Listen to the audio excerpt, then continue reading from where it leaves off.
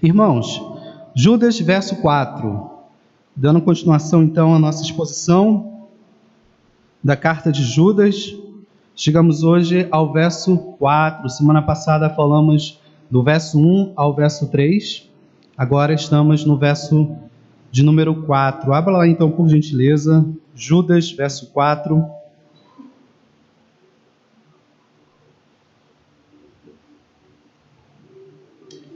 Diz assim: pois certos indivíduos se introduziram com dissimulação, os quais, desde muito, foram antecipadamente pronunciados para essa condenação, homens ímpios que transformam em libertinagem a graça de nosso Deus e negam o nosso único soberano e Senhor, Jesus Cristo. Oremos. Deus, mais uma vez, me ponho diante da Tua presença e me escondo atrás da cruz, para que apenas o Senhor seja visto e apareça aqui. Que a Tua palavra seja magnificada nessa noite. Ajuda-me a pregar com clareza, sabedoria e fidelidade a ela. E ajuda os meus irmãos a ouvirem a Tua voz. Em nome de Jesus, amém. Na semana passada, irmãos, nós vimos, como eu falei aqui, que Judas é um dos filhos de Maria. Portanto, vimos aqui que Maria teve, sim, outros filhos, contrariando aí a versão da Igreja Católica. E esse Judas era meio-irmão de Jesus, irmão de Tiago, que escreve a outra carta bem conhecida nossa. Vimos que não sabemos exatamente a quem Judas direciona a sua carta, mas sabemos que eles são chamados, amados e guardados, e que absolutamente nada mudaria isso. Isso está no verso 1. Além disso, esses cristãos recebiam de forma multiplicada, por assim dizer, a misericórdia, a paz e o amor, que está no verso 2. E eu apliquei aqui dizendo que todo cristão que recebe isso de forma multiplicada deve necessariamente multiplicar também a misericórdia, a paz e o amor aos perdidos. E finalmente vimos no verso 3 que Judas escreve a esses cristãos para mostrar a urgência que é batalhar para defender a fé cristã contra os falsos profetas. E ainda, irmãos, nesse verso 3, eu queria me deter um pouquinho nele antes de entrar no verso 4. Eu preciso fazer algumas importantes colocações. Eu enfatizei aqui que Judas estava se dedicando para escrever sobre aquilo que ele chamou de a nossa comum salvação. Nas palavras dele, ele diz: me senti obrigado a corresponder-me convosco, exortando-vos a batalhar diligentemente pela fé que uma vez por todas foi entregue aos santos. Judas aqui está sendo muito franco, claro e sincero, dizendo: eu não tenho escolha. Preciso falar o que eu vou falar. Me senti obrigado. Eu estava diligentemente preparando uma mensagem sobre a nossa comum salvação, mas Deus falou, me inspirou pelo Teu Espírito Santo e me obrigou. Fala algo que é mais urgente para aquela igreja que estava precisando ouvir. Então ele diz: olha, me senti obrigado. Agora, obrigado por quem, irmãos? Como eu falei, pelo Espírito Santo, que é quem inspira cada palavra das Escrituras, pelo senso pastoral de proteção diante do perigo que a igreja sofre ou estava sofrendo em relação aos falsos profetas, e pela consciência ao chamado e pelo zelo pela verdade. Então Judas deixa claro no início que ele ia falar coisas duras, porque ele era obrigado a falar aquilo. Em outras palavras, um homem de Deus nunca deve falar o que ele quer falar, o que ele deseja falar, o que está no seu coração. Quando alguém começa, eu vou falar o que está no meu coração, já começa errado. O homem não tem que falar o que está no seu coração, o que ele está sentindo, mas aquilo que ele é obrigado a falar, muitas vezes contra a sua própria vontade. Ou aquilo que é mais fácil, aquilo que vai agradar os ouvintes. Aliás, em boa parte das vezes, ele sempre vai falar o que ele não quer. Se você pudesse olhar o o coração de Judas naquele momento e pudesse olhar o coração de todo pastor sério e pudesse observar todo o processo de preparação de um sermão, você veria muitas vezes esse homem lutando com Deus a respeito do que ele deve falar. Você o veria chorando algumas vezes. Ele não parece, quando você o observa assim, tão corajoso como ele é no púlpito, tão intrépido. Parece um homem fraco quando você o enxerga na sua preparação. Imagina, por exemplo, na área médica. Alguns médicos são conhecidos como insensíveis, não é verdade? Aqueles que dão notícias ruins sem nenhum sentimento. E existem de fato alguns insensíveis. Mas a grande parte não é vista em seu particular para os seus pacientes. Não sei se você já se perguntou. Eles precisam falar a verdade para vocês. E muitas vezes a verdade é: você está com câncer. E você chora na frente dele. Você está arrasado. Você vai embora desolado, mas aquele médico fica. Se você pudesse ver esse médico que honra a sua profissão e sente amor pelas pessoas após a sua saída, provavelmente você o veria com águas nos olhos. Mas apesar da dor, ele poderia se orgulhar porque fez uma das coisas mais nobres dessa vida. Ele ousou falar a verdade, ainda que essa verdade causasse extrema dor em seu paciente, naquele que estava ouvindo. E essa verdade que machuca é o primeiro passo para a cura, para o tratamento. É por isso que é sem amor, sem misericórdia, sem graça, sem compaixão por pessoas, sem sentimento, aquele pastor que, para não ferir seus ouvintes, decide fazer piadas no púlpito, decide falar de coisas triviais, daquilo que passa pelo seu coração, que está na sua mente, ou alguma resposta a algum determinado membro, e decide falar de como você pode ter uma vida melhor nessa terra, e tudo relacionado àquilo que Deus não obrigou a falar. Essas pessoas não amam a Deus e não amam as pessoas. Pessoas que falam palavras agradáveis aos ouvidos são pessoas que odeiam seus ouvintes. Portanto, mas Judas não é assim. Ele é um homem honroso, é um exemplo de pastor que se preocupa com a eternidade de seus ouvintes. E ele deixou claro no verso 3, aqueles irmãos que estavam ouvindo, inclusive aos falsos profetas: eu me senti obrigado, eu vou falar algumas coisas que vão ser pesadas, principalmente para os falsos. Mas eu preciso falar. E ele fecha o verso 3 dizendo: exortando-vos a batalhardes diligentemente pela fé que uma vez por todas foi entregue aos santos. Já vimos também semana passada como deve ser essa batalha e que fé é essa, que é um conjunto de doutrinas. Mas ele fala algo que, porque não foi levado a sério por muitos irmãos, fez surgirem algumas seitas. Ele diz claramente: essa fé, essas doutrinas fundamentais já foi entregue. Isso significa que não deve haver mais nenhuma revelação a nível de escritura sagrada. E essa semana, por exemplo, eu vi um vídeo de uma jovem dizendo que Deus apareceu a ela. Toda vez que alguém começa dizendo assim, Deus apareceu a mim, você já dá um passo atrás. Você já fica desconfiado.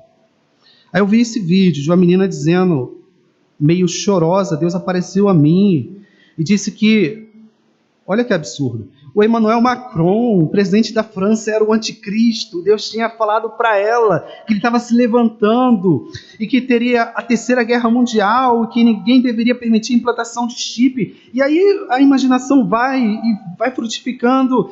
Isso é muito comum, irmão. Se você for procurar e pesquisar, você vai encontrar isso a rodo. Pessoas que falam que receberam a última revelação de Deus e a imaginação é fértil demais. Você vai encontrar que existem trilhões de anticristo, dos mais variados. E aí o que é isso? É birutice de quem não lê a Bíblia e acha que temos novas revelações de Deus, que a Bíblia não basta e que a fé não foi de uma vez por todas entregue aos santos, mas está sendo entregue por essas pessoas que dizem: Deus apareceu a mim e falou, eis que te digo. Se alguém chegar e falar para você, eis que te digo, você fala, eis que peço, cala-te. Pois a palavra já diz para mim tudo aquilo que eu preciso ouvir. Mas veja, o quanto isso já foi danoso, irmãos, na história da igreja, inclusive atualmente. Abre aspas. Na primavera de 1820, Joseph Smith Jr., então com 14 anos, perturbado por não saber qual era a igreja verdadeira, narra ter ido a um bosque próximo à sua casa para orar, pois queria saber qual igreja realmente era a igreja do Senhor. Segundo Smith, a resposta à sua oração, supostamente, o Pai Celeste e seu Filho Jesus lhe apareceram. E Joseph escreve: vi um pilar de luz acima de minha cabeça, mais brilhante que o sol, que descia gradualmente sobre mim. Quando a luz pousou sobre mim, vi dois personagens cujo esplendor e glória desafiam qualquer descrição, pairando no ar acima de mim. Um deles falou-me, chamando-me pelo nome, disse, apontando para o outro: este é meu filho amado, ouve-o. Foi respondido a Joseph que não deveria unir-se a nenhuma das igrejas existentes naquele tempo, pois a igreja de Jesus não estava na terra. E depois é dito que, no segundo momento, lhe apareceu um ser em forma de anjo, falando sobre um livro que posteriormente ficou conhecido como o Livro dos Mormons. Daí surgiu o mormonismo, como conhecemos hoje. Como aparecimento de anjo de Deus que chegou e apareceu. Eu acho muito curioso quando algumas pessoas ficam histéricas, dizendo: eu vi um anjo na igreja. E aí, quando nós temos a plena certeza, dita pela palavra de Deus, de que Deus se faz presente na reunião dos santos, a gente não fica tão histérico assim. Mas quando diz, eu vejo um anjo de branco, ou de qualquer cor, as pessoas às vezes ficam histéricas, como se o anjo merecesse adoração. E a gente vê aqui que uma seita foi criada por um suposto aparecimento de anjo. Mas veja também, abre aspas, durante os últimos 22 anos de sua vida, começando aos 40 anos, em 610, de acordo com as primeiras biografias restantes, Maomé relatou revelações que ele acreditava serem de Deus, transmitidas a ele através do arcanjo Gabriel. O conteúdo dessas revelações, conhecido como Alcorão, foi memorizado e gravado por seus companheiros. Daí temos o islamismo. Perceba que, novamente, mais uma revelação partida de quem? De anjo. Anjos que se revelaram e trouxeram aquilo que os homens acreditaram que deveria ser colocado ao lado da Escritura Sagrada. Assim, eu poderia falar de inúmeras outras seitas que surgiram indo contra a Escritura, como Revelação Final, como, por exemplo, a Adventista do Sétimo Dia, a Congregação Cristã no Brasil, que é confundida conosco, nós somos confundidas com ela, o Espiritismo, Testemunhos de Jeová, Hinduísmo, Budismo, entre muitas outras. Mas veja o que Paulo fala, irmãos, sobre isso. Mas, ainda que nós, ou mesmo um anjo, Paulo já relatou isso, ainda que nós, apóstolos, ou mesmo um anjo vindo do céu, vos pregue evangelho que vá além do que vos foi pregado, seja maldito. Gálatas 1:8. Note que Paulo não fala apenas de anjos aparecendo, como nós vimos aqui a partir dessas seitas, mas fala de si mesmo, de outros apóstolos e discípulos. Ainda que nós, ainda que eu, ainda que qualquer pastor, pregador, fale alguma coisa que vá além do que já foi dito, do que está na Escritura Sagrada, deve ser considerado maldito, anátema. Inclusive Paulo, se eu falar algo que vá além. Agora perceba algo que é importante aqui, irmãos. Não é algo completamente diferente. A heresia o falso profeta, ele não aparece falando algo completamente diferente. Judas, a gente vai ver aqui, ele diz que eles aparecem dissimuladamente. E Paulo fala, ainda que eles preguem algo que vá um pouquinho além, ou seja, Paulo fala, eles vão vir pregando um evangelho parecido com o nosso, vão falar tudo isso, mas eles vão fazer um pequeno acréscimo que vai ser necessário para destruir tudo. Eles não vêm falando de coisas diferentes, não. Eles vêm dissimuladamente, falando algo que vai um pouquinho além, mas considere maldito, porque o que vai além é maldito.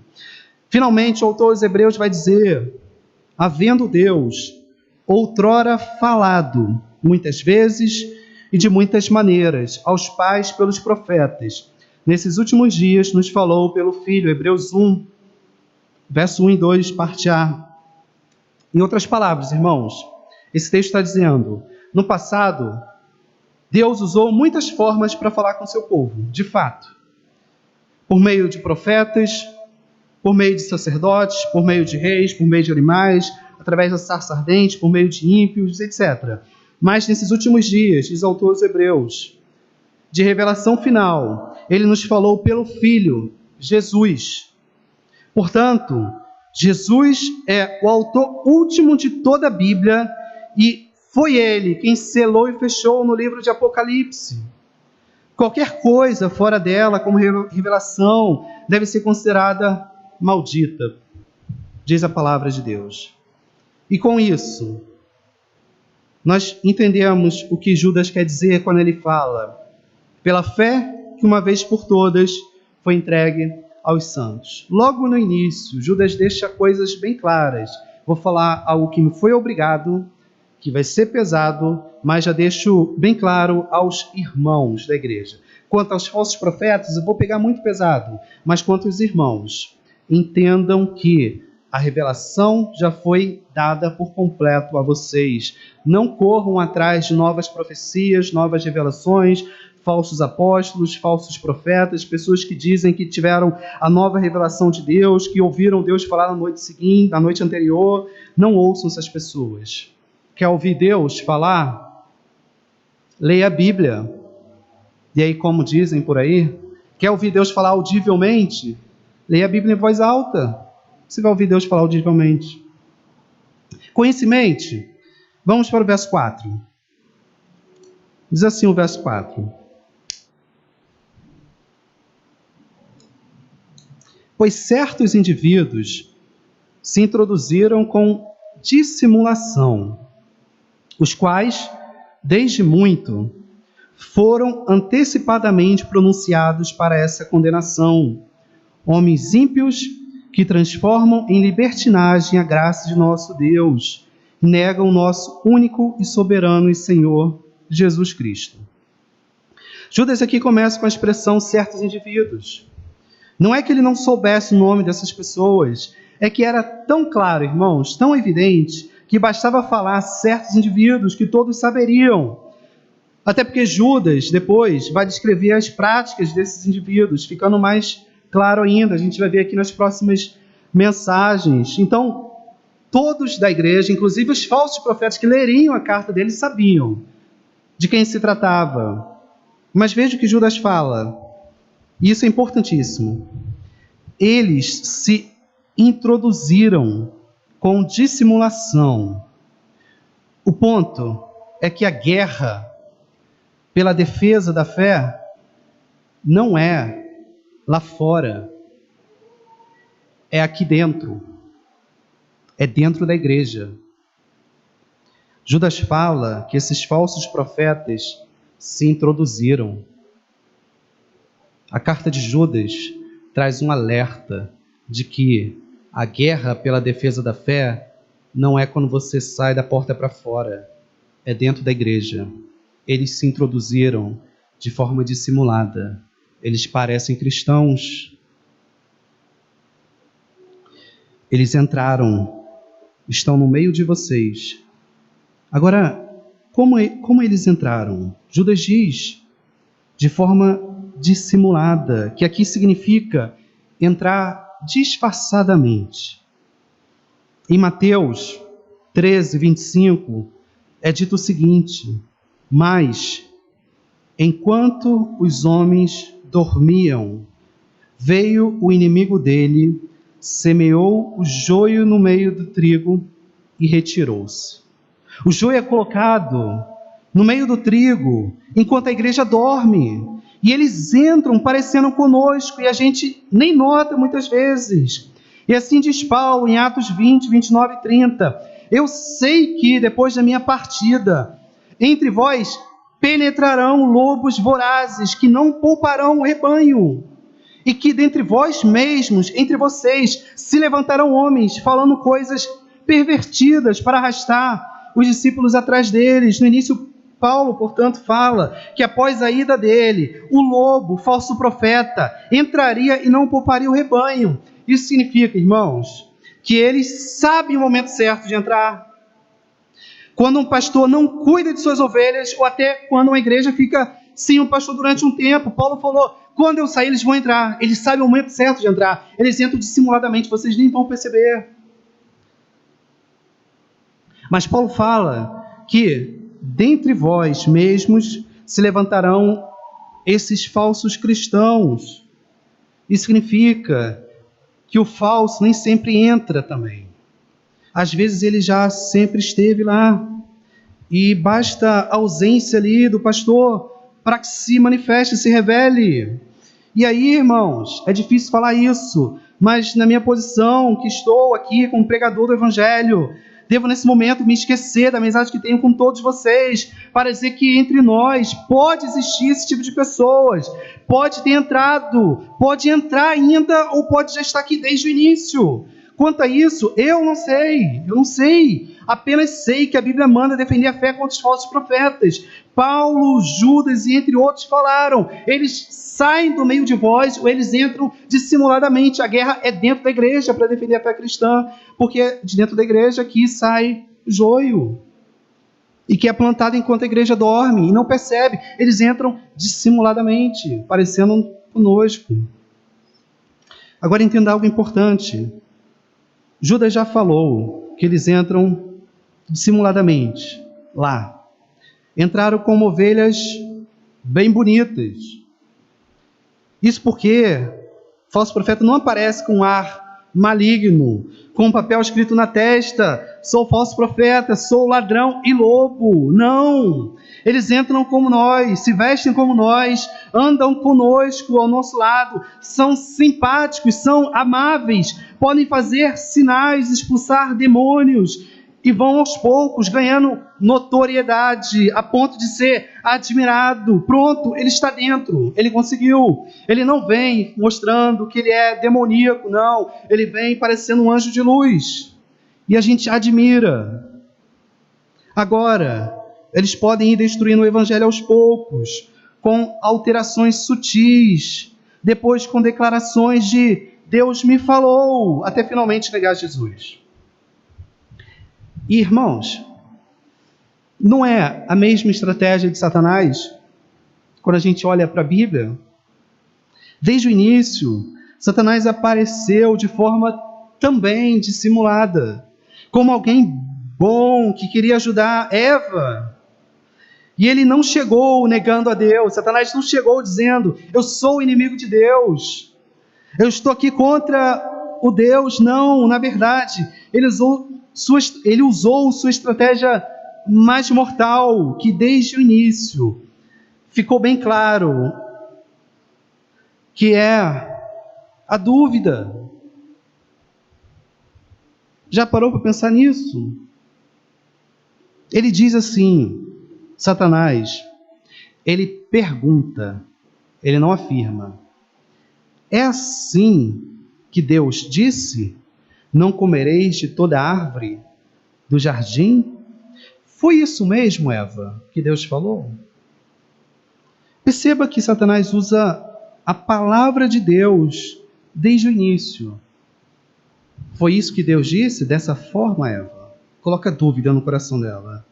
Levanta uma indagação, e a partir disso a brecha se abriu para a queda do homem. Mas veja, A mesma estratégia foi usada com Jesus Cristo. Novamente, ele lança a dúvida.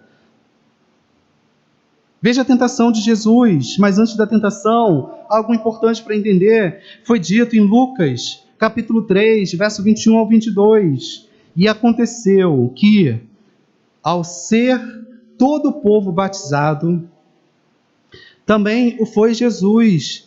Estando ele a orar, o céu se abriu, e o Espírito Santo desceu sobre ele em forma corpórea, como pomba. E ouviu-se uma voz do céu que dizia: Tu és meu filho amado, em ti me comprazo.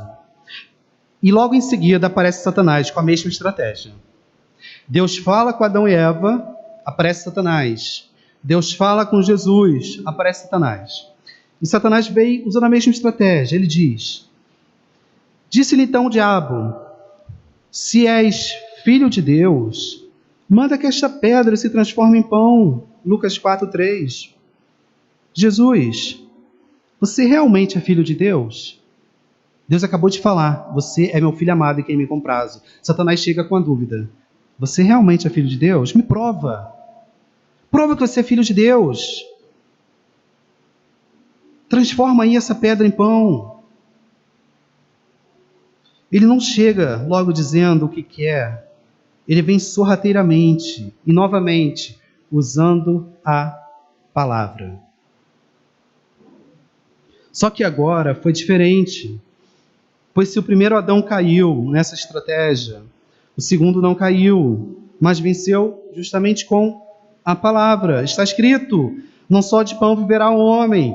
Mas não pense, irmãos, que quando ele não entra na primeira tentativa, que ele desiste. Não, o texto encerra dizendo: Passadas que foram as tentações de toda sorte, apartou-se dele o diabo até momento oportuno. E ele vai voltar. Eles, irmãos, os falsos profetas, vivem tentando entrar, ainda que a gente feche a porta no início uma vez, eles preparam momentos oportunos, eles nunca vão parar, nunca vão desistir. E Satanás voltou, usando homens agora, e nos piores momentos de Jesus, na crucificação. Ó tu, que destróis o santuário, em 3 dias o reedificas, salva a ti mesmo, se és filho de Deus, e desce da cruz. Mateus 27:40. Mais uma vez a dúvida: é realmente Deus? Prova descendo da cruz. Satanás continua: de igual modo, os principais sacerdotes, como os escribas e anciãos, escarnecendo, diziam: salvou os outros e a si mesmo não pode salvar-se? É rei de Israel, desça da cruz e creremos nele. Mateus 27:41 novamente. Se você descer da cruz, creremos que é realmente o rei de Israel. Coloca uma dúvida: desça, e aí veremos se você realmente é Deus de Israel. Satanás não para de tentar derrubar Jesus com a dúvida. Aliás, ele nunca desiste. Ele vai sempre fazer o mesmo conosco e usando as mesmas estratégias. A gente pode vencer a primeira tentação, só que ele é incansável. Ele não é como nós, que se sente cansado, se fatiga, dorme, descansa. Não, ele é incansável. Ele vai até o fim, ele não desiste, ele não desanima. E aí ele continua: confiou em Deus, pois venha livrá-lo agora, se de fato ele te quer bem. Porque disse: sou filho de Deus, Mateus 27:42. Em outras palavras, se esse Deus aí realmente te ama, por que ele não vem te livrar? E agora, irmãos, ele pega mais pesado na dúvida. Porque agora a dúvida em relação ao amor de Deus para com Jesus. Se realmente ele quisesse o teu bem, Jesus, ele teria vindo te livrar.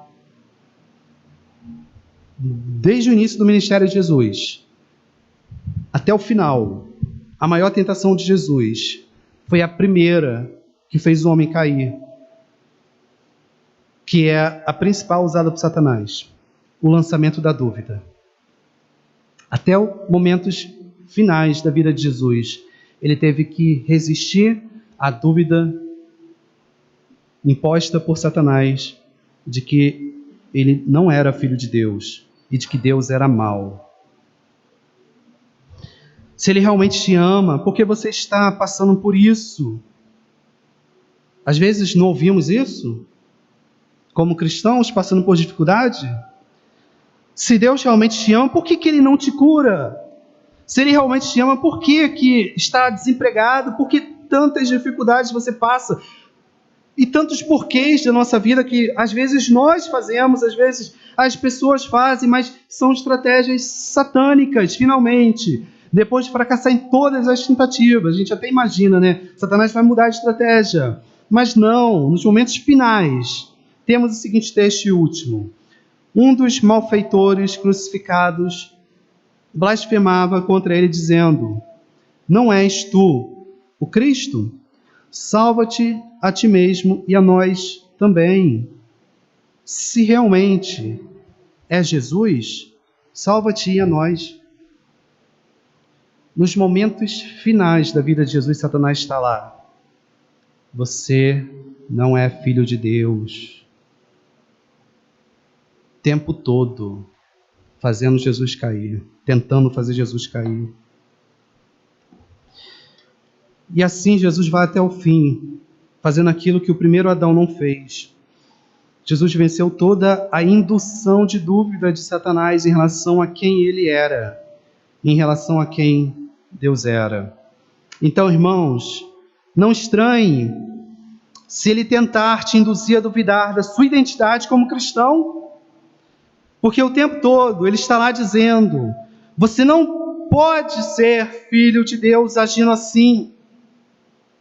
Se Deus realmente te amasse, Ele não te deixaria passar pelo que você passou. Isso é voz de Satanás. Porque, em outras palavras, Ele está dizendo: Deus é mau, Ele não te ama. Voz do tipo... voz, as pessoas podem imaginar que é voz de pronome. Voz que diz: vocês não deveriam sofrer, e o sofrimento é a prova de que Deus não ama vocês. É uma voz que vem de Satanás, a estratégia dele. Satanás, ele pode até ser poderoso, e é demais, a gente não pode brincar com isso, mas é ao mesmo tempo previsível. Mas por que, irmãos? Porque essa estratégia é a mais eficaz para derrubar qualquer homem, gerar dúvida sobre quem você é e sobre quem Deus é. Olha para a sua vida e você vai ver que as maiores tentações giraram em torno de quem você é ou quem Deus é na sua vida. São essas duas estratégias que ele vai usar até o fim na sua caminhada, na minha caminhada. Voltando ao texto de Judas, os falsos profetas entram assim, como Satanás, sem assustar muito, de forma dissimulada. E Judas prossegue, mas agora indicando a condenação desses homens. Veja o verso 4 mais uma vez. Os quais, desde muito, foram antecipadamente pronunciados para esta condenação. Essa expressão aí, antecipadamente pronunciados, tem a ideia no original de algo foi escrito sobre eles. Um escrito de condenação já foi feito. E aqui temos duas possibilidades, irmãos. Primeiro, escritos humanos, em relação a outros textos da Bíblia que indicam a condenação dos falsos profetas. Nesse caso, são textos que apenas comprovam mais ainda que eles são impenitentes, que não há salvação para eles. Por exemplo, cartas do apóstolo Paulo e outros textos da Bíblia que falam da condenação dos falsos profetas, textos do Antigo Testamento. Ou a segunda possibilidade, que creio ser a mais correta, é a de que esse escrito de condenação ter sido feito por Deus antes da fundação do mundo. Como, por exemplo, nós vemos lá em Apocalipse, capítulo 20, verso 12, um texto importantíssimo. Apocalipse 20, verso 12, diz assim: vi também os mortos, os grandes e os pequenos, postos em pé diante do trono. Então se abriram livros, ainda outro livro, o livro da vida, foi aberto, e os mortos foram julgados, segundo as suas obras, conforme o que se achava escrito nos livros. Existe um livro de condenação, onde já está escrito os nomes desses falsos profetas e sobre todo aquele que se mantém rebelde contra Deus. Não só o nome dos falsos profetas, mas lá há o nome de todo ímpio, impenitente, rebelde. O nome deles já está lá. E o Deus imutável não risca o nome de ninguém lá, nem põe o nome de ninguém lá. Esse livro já foi escrito. Judas está dizendo, eles vão receber o castigo merecido. Já são homens condenados. Sobre eles já está escrito a condenação, no livro de condenação. Por outro lado, há também o livro da vida, segundo Apocalipse também, onde esse texto fala sobre mim e sobre você. Na verdade, esse texto fala de todos nós, de todos os seres humanos, seja salvo ou perdido, pois há o livro dos condenados, mas também o livro da vida. E preciso dizer que nesse livro dos salvos, Deus não está, como algumas pessoas dizem hoje, escrevendo o nome de todo aquele que aceita Jesus como seu único e verdadeiro Salvador, crê em Jesus, esse nome vai ser escrito no livro da vida. Em nenhum lugar da Bíblia a gente vê os apóstolos, os profetas, os discípulos pregando isso. Pelo contrário, Deus não está escrevendo o nome de uma pessoa que aceita Jesus hoje.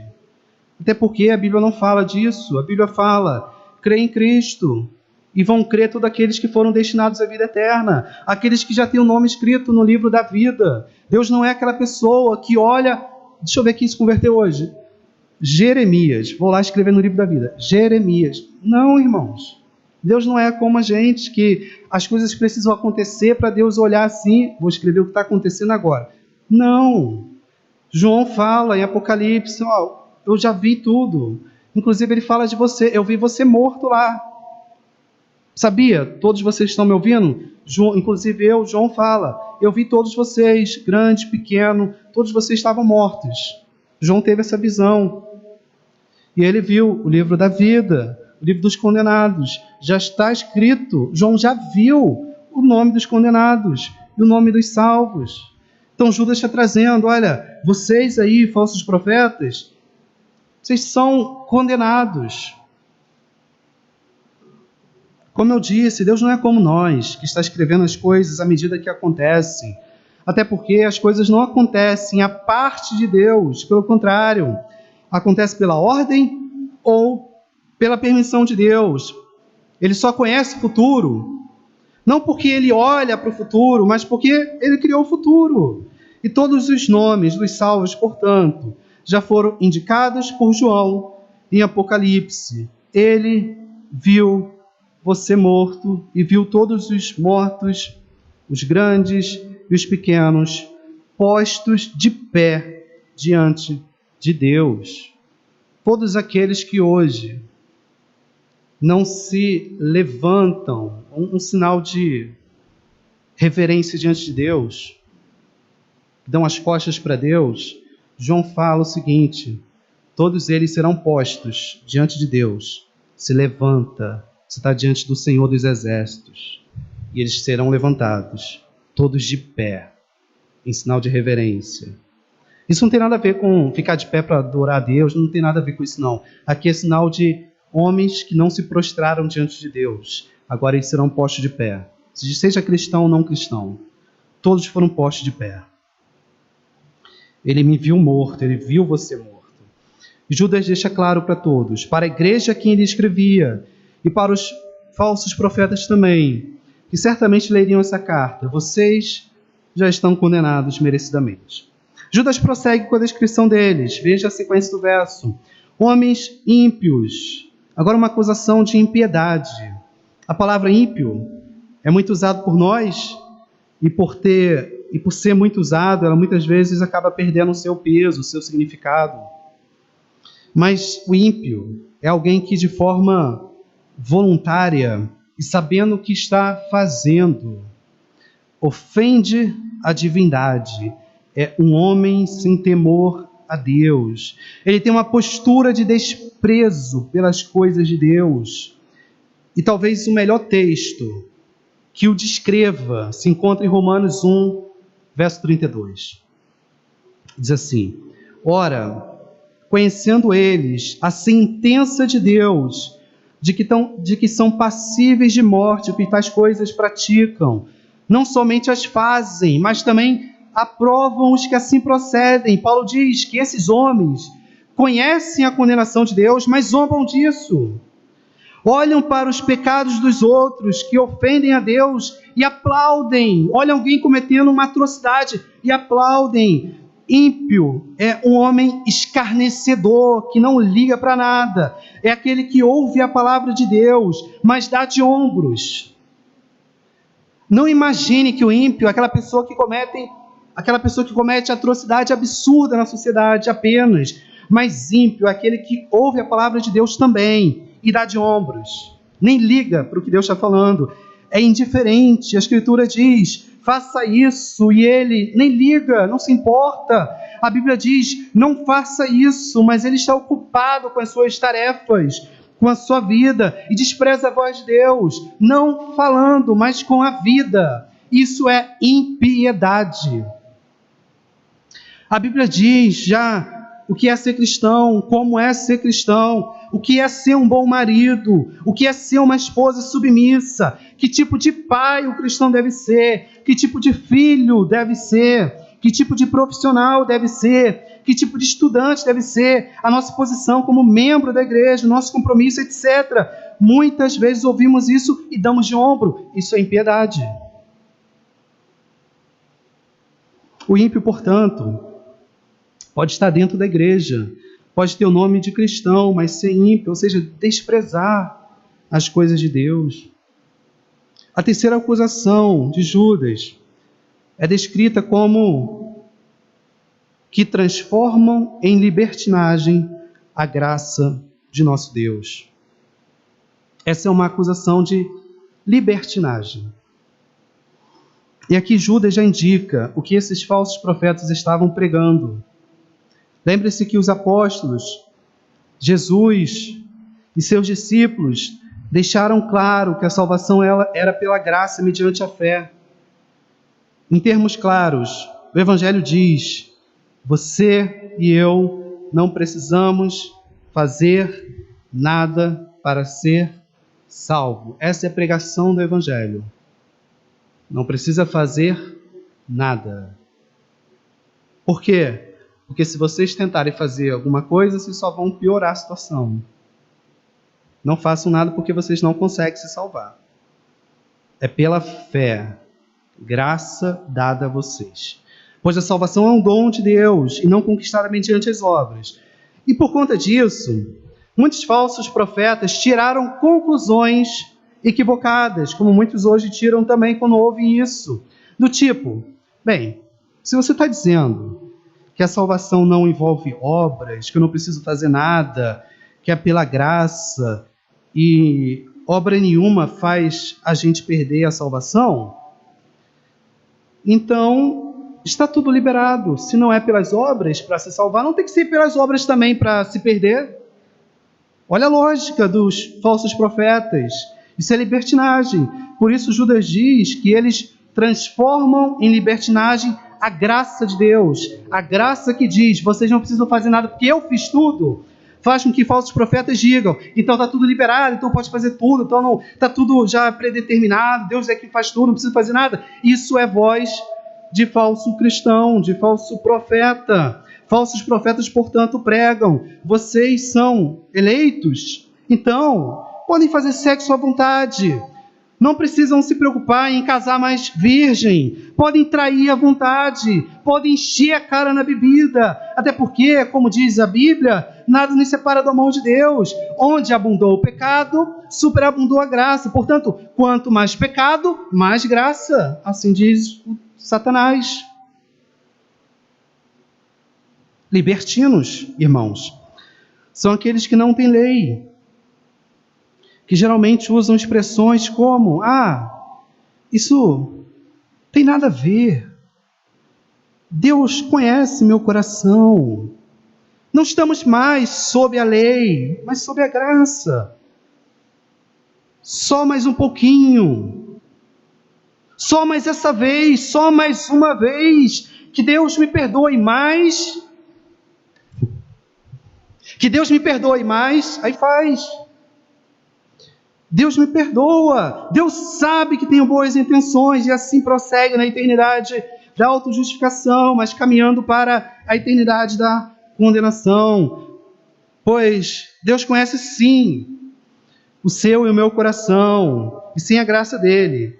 É justamente por isso que ele declarou na Escritura que o nosso coração é desesperadamente corrupto. Algumas pessoas podem dizer: mas só Deus pode me julgar. Ok. E aí eu pergunto: isso não assusta você? Seria melhor se eu pudesse te julgar, ou uma outra pessoa. Mas quando você fala: não me julgue, só Deus pode me julgar, isso não assusta você? Um cristão verdadeiro, irmãos, odeia a libertinagem, pois ela é maldita aos olhos de Deus. Um cristão que já foi salvo vai desejar cada vez mais uma vida de santificação em todas as áreas da vida. Nunca vai usar da graça de Deus para dizer: agora eu posso viver de qualquer jeito. Finalmente, a última acusação. E negam o nosso único e soberano e Senhor Jesus Cristo. Agora a acusação de negação. Mas note, esses falsos profetas, que provavelmente estavam em algumas lideranças de igrejas, como muitos atualmente, não negavam Jesus em palavras e nos sermões. Nunca se esqueça da dica de Judas no início. Eles são dissimulados, eles não vão vir negando todo o evangelho, eles vão um pouquinho além, são traiçoeiros. Entretanto, negam em suas vidas. É exatamente o que o salmista diz no Salmo 14, verso 1. Diz o tolo no seu coração: não há Deus. Onde é que ele diz? Com a boca? Não. Com a boca, ele fala: existe Deus, Deus é bom, Deus nos ama. Mas o salmista fala: a declaração dele é no coração. Em palavras, não. Eles podem ter a melhor oratória na defesa da divindade de Jesus, mas no particular, vivem como se ele não existisse. O tolo, o falso profeta, o falso cristão, ele não vai se manifestar em palavras muitas vezes. Ele vai se manifestar no seu particular, no seu coração. Para finalizar, irmãos, veja quais atributos de Deus os falsos profetas mais negam com a vida. Judas diz: negam o nosso único e soberano Senhor, Jesus Cristo. É aqui, na verdade, que se encontra a maior dificuldade de todo homem. Reconhecer que Deus é soberano e Senhor no seu coração, não com palavras. Em outras palavras, saber que Ele é soberano é muito fácil. Cantar que Ele é soberano é muito fácil. Saber que Ele é Senhor é fácil. Mas a coisa mais difícil para o homem é ele ser servo e submisso. É ele não estar no controle da situação. É ele não ter o futuro dominado. A pior coisa para o homem é ele descobrir, em algum momento da vida, que ele não está mais no controle da sua própria vida. A maior prova é a ansiedade provocada no coração dele em relação ao amanhã. Pelo fato de o amanhã não estar sob o meu domínio, sob o seu domínio, a gente odeia isso. Porque se tudo tivesse no nosso controle, seria muito mais fácil. Eu me lembro quando eu peguei o avião pela primeira vez, os irmãos vão se lembrar, como foi trágico para mim. Samir nem deu tempo de eu falar que eu queria vir de ônibus. Já comprou logo a passagem. 2 aviões ainda. Mas por que às vezes a gente tem medo de andar de avião? E acha que andar de carro traz muito mais segurança, mesmo estatisticamente dizendo que é muito mais inseguro. Porque no avião a gente tem a maior sensação de falta de controle. A gente está literalmente fora de controle. No carro a gente tem a falsa sensação de que a gente está guiando a nossa vida. E a gente se sente mais seguro, muitas vezes. Quando a gente entende que a gente não está no controle da nossa vida, vem insegurança. Por isso é difícil para o homem reconhecer Deus como Senhor, porque ele tem que reconhecer que ele não está no controle. Para Judas, então, um falso profeta, e aplicando aos nossos dias, um falso cristão, é reconhecido em sua negação em vida, não em palavras, da soberania e do senhorio de Cristo. Da soberania e do senhorio de Cristo. Algumas aplicações diante de tudo que ouvimos hoje, irmãos. Primeira, Judas foi muito incisivo na defesa da fé contra os falsos profetas, chamando-os de ímpios, libertinos, condenados. Isso porque, de forma inspirada pelo Espírito Santo, ele indicava quem eram. Mas nós podemos não saber quem são, até porque são dissimulados. Mas podemos muito bem identificar um falso ensino. É aqui que está a questão. Então, a primeira orientação é: ouvir um falso ensino, corrija. Judas fala: defenda a fé, corrija. Mostre o certo, pois nosso Deus nos manda batalhar pela verdadeira fé. Nunca se esqueça, mas importa obedecer a Deus e agradar a Deus, que é aos homens. Segunda aplicação, olhemos para a nossa vida, sobretudo quanto a, de fato, reconhecer a Deus como soberano e Senhor de nossas vidas. Novamente repito o que falei na semana passada, mas repito porque o texto assim traz novamente essa questão. Uma coisa é ser salvo, outra coisa é ter Jesus como Senhor de fato. Mas um verdadeiro salvo vai ter Jesus como Salvador e Senhor ao mesmo tempo. Ele vai ouvir o que Deus diz e vai obedecer. E finalmente, a última aplicação, fique atento às previsíveis, mas sutis estratégias de Satanás. Não deixe ele plantar dúvida em seu coração. Ele vai tentar fazer isso todos os dias da sua vida. Todos os dias da sua vida. Principalmente em relação a quem você é. O que Cristo fez na sua vida. E quem Deus é. Ele sempre começa com perguntas. Será que você realmente é cristão? Será que Deus realmente se importa com você? E por aí vai. E quando você repete essas perguntas para si mesmo, começa a duvidar, a dúvida pode se instalar. Depois de instalada, ele vem para a segunda etapa. Você não pode ser cristão agindo assim. Depois que você assumiu a dúvida, agora ele vem afirmando. Você realmente não pode. Ou, se Deus realmente se importasse com você, ele não teria deixado você viver assim, ele teria te ajudado nisso aí, por aí vai. Então, irmãos, cuidado. Não deixe a dúvida se instaurar em seu coração, mas faça como os cristãos antigos. Pregue o evangelho para você mesmo todos os dias. dizendo: eu sou um miserável pecador alcançado pela graça de Deus. E quando Satanás vier até você, dizendo: mas você pecou aqui, pecou aqui, pecou aqui, devolva para ele e fala: só isso não, tem mais. Eu também pequei aqui, aqui e aqui. Mas o sangue de Jesus me purifica de todo pecado. Prega o evangelho para você mesmo todos os dias, com a leitura da palavra e com a oração. Que Deus nos abençoe, irmãos. Que Deus continue nos ajudando na exposição da carta de Judas. Oremos a Deus.